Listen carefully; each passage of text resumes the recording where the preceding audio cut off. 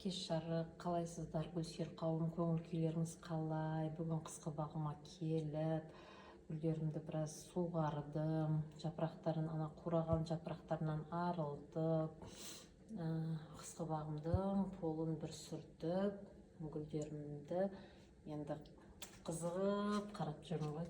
Өте әдемі, гүл деген сондай күшті, енді сөзім жоқ қой айтатын. Гүл дегенді мен өстіп егіп тастай берем, егіп жібере берем, егіп кішкентай, қарасаңыздар, әр гүлдің түбінде кішкентай одноразовый ыдыстарда қаншама гүл өсіп тұр. Солардың бәрі шетінен жайлап өстіп көбейіп кете береді. Фикус триангулярис гүлі қандай әдемі болып тұр. Бұл фикус гүлі өте ылғалдыны жақсы көреді.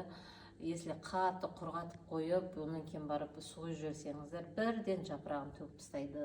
Сондықтан түбі намдау болып, ылғалды жерде тұрса, міне сондай керемет, көзді қуантатын гүлдердің бірі осы фикус триангулярис гүлі. Мына жерде менде алиандрдың сары түсі. Мына жерде міне малачай гүлін қараңыздар. Қыс мезгілінде егер де жарық жеткілікті болса, сіздерді осындай әдемі гүлдермен қуантып, гүлдеп тұрады ғой қыс мезгілін, қыс бойыда. Ал енді жаз мезгілінде бұл малачай милияны тіке күннің астына қойсаңыздар, бұл гүл деген енді керемет. Біздің Шымкенттің ыстығына нағыз керек гүлдердің бірі осы малачай милия. Мына жақта мынау дифенбахия гүлі, одан кейінгі тұрғандар фикус керли. Бұл жерде менде фикус керли екі горшокта отыр. Осылардан да біраз затроска жасау керекпін, әлі жасамадым. Мына жерде агланема, оны міне түбін қараңыздар, қаншама фикустар бой көтеріп келе жатыр. Мына жерде бегония гүлі. Мынау тағы да альба маргината. Мына жерде рео. Альба маргината деген қандай керемет сорт. Өте әдемі сорт, алып өсірсеңіздер болады. Мына жерде мына жаңа фикус триангуляристің деткасы. Одан кейінгі тұрған агланема. Негізі мен қыс мезгілінде менде гүл көп болғаннан кейін осы жарыққа жақын болсын деп бірінің үстіне бірін шығарып, осы терезенің алдына жақындатып қоюға тырысамын. Мына жерде енді драцена гүлі, мына жерде колеостар, колеос гүлін. Биыл негізі жылда далада қалдыра салатынмын, биыл кіргіздім. Іште де біраз тұрсын жапырақтары деген, енді көзді қуантатын әдемі ғой колеос гүлдері. Мына жерде тағы да бір драцена, мына жерде шефлера бар. Және бірінің үстіне бірі шығып тұр енді бұл жерде гүлдерші. Әйтеуір жарық жеткілікті болсын деп, лампа қоймайтын болғаннан кейін міндетті түрде гүлдерге жарық керек. Бәрібір гүлдерге табиғи жарыққа жетпейді. Сондықтан әйтеуір терезенің алдына жақындатып қоюға тырысамын. Мына жерде міне тағы да бір колеос өте әдемі болып тұр. Мына жақтың бәріне енді бугенвилияларды қыс мезгілінде өсіп жапырақтарын төгіп тастайды. Сондықтан осы жаққа жарық енді жақсы жетіп тұрса, бұлар гүлдей береді. Негізі менде жарық жеткіліксіз, сондықтан әйтеуір үсіп кетпесін деген мақсатпен әйтеуір осы жаққа барлығын кіргізуге тырысамын. Мына жерде тағы да малачай милия. Міне қараңыздар, гүлі деген қандай әдемі, өзіме ұнайды. Мына жерде міне кратон гүлі. Өстіп кешке келіп бір мезгіл гүлдерімді қарап кетуге тырысамын, қолым тисе. Мына жерде алиандра гүлі. Мына жерде бугенвилияларды қойдым, бәрін қырқып кіргізген болатынмын.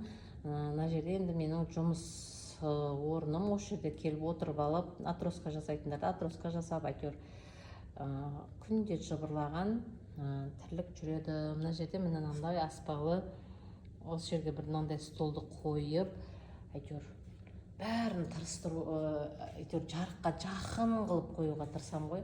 Мына жерден биыл енді айтып отырмын ғой, бильярдтың үстіне уже гүлдер шығып кетті ше. Әйтеуір қыс мезгілінде үсіп кетпей сақтау мақсатында барлығын әйтеуір бірін үстіне бірін шығарып қойып жатырмын. Мына жерде фикустар, фикус деген сондай жақсы көрем.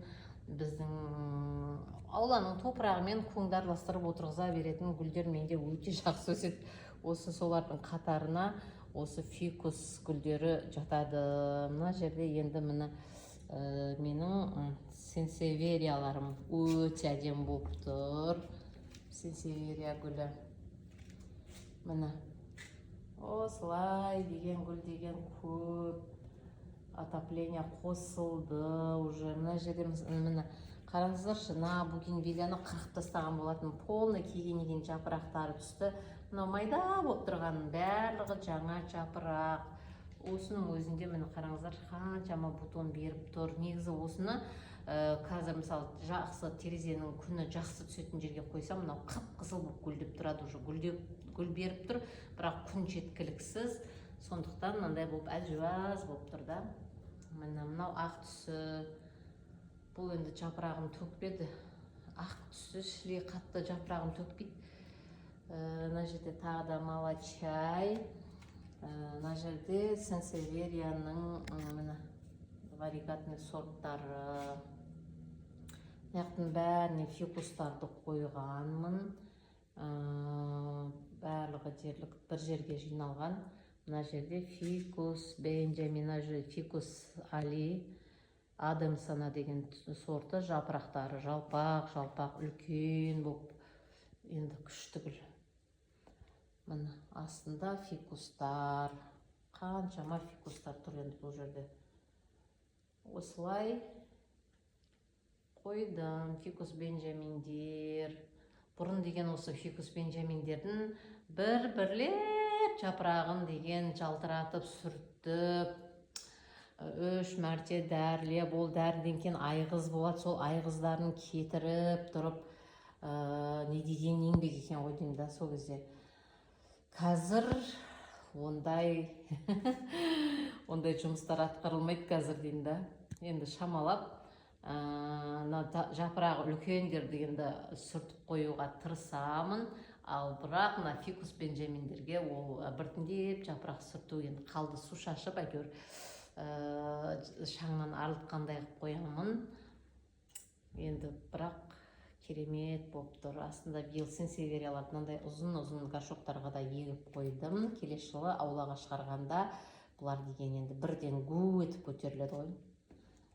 Келесі 2026-ға бұлардың бәрі дайындық. Осылай фикустар, бугенвилия, сенсевериялар осылай керемет болып, осы қысқы бағымның оң жақ қанатында гүлдер деген осылай тұр. Бірінің үстіне бірі шығып тұр. Қыстан аман алып шықсам, күн қалай жылыйды, бұның барлығы дерлік далаға шығатын болады. Видео ұзаққа созылып кетпес үшін осы оң жақ қанатын түсірдім. Келесі видеода мына жақты түсіретін болам. Сол жақ қанатын әдемілеп салатын боламын. Келесі видеода кездескенше. Қысқы бақтағы гүлдерім осындай жағдайда. Сіздер де гүл өсіріңіздер, гүл деген керемет. Әр гүлдің жапырақ шығарғанынан, өскенінен, гүл өсіретін қыздар өздеріңіз білесіздер, керемет эмоция, керемет энергия аламыз. Гүл деген сондай жақсы. Барлығыңызға Алланың нығметі арта берсін. Әр күндеріңізге Алла берекесін беріп қойсын. Келесі кездескенше сау болыңыздар.